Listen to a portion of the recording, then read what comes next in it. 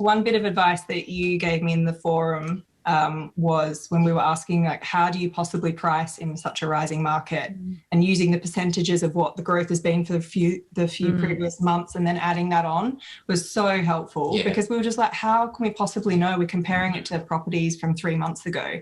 So yeah, that was very, very useful. Once we had that bit of knowledge, when we'd go and see another property, we could be like, okay, well, what's that added percentage?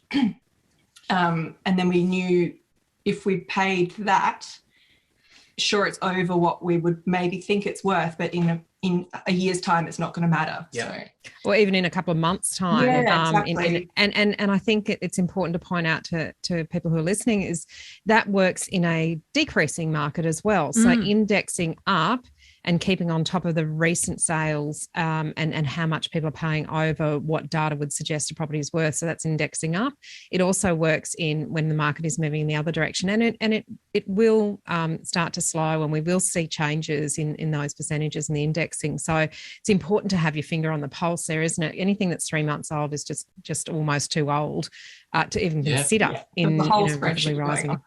Yeah. So what about the type of property you're originally looking for? Oh, sorry, Veronica, did you? No, I was going to say I was really glad that you asked that question in the forum, and I've actually cut and pasted that answer to so many people, or refer them to that post, because it is really useful, and I'm glad that you found it useful in practice, and that's the great thing. I think what we're going to do is probably put together a whole tutorial on that, teaching how to do that. So it's good validation. And what Megan is saying is so important too. Like, it's true, the markets go up, the markets go down. Those indexing works both ways. We've normally what we say in a stable market is anything within 3 months you can sort of say, oh, it's roughly the same, but then, when it accelerates or decelerates, and so how do you know? And obviously when you guys are out on the ground, you find out pretty quickly what the market's doing, don't you?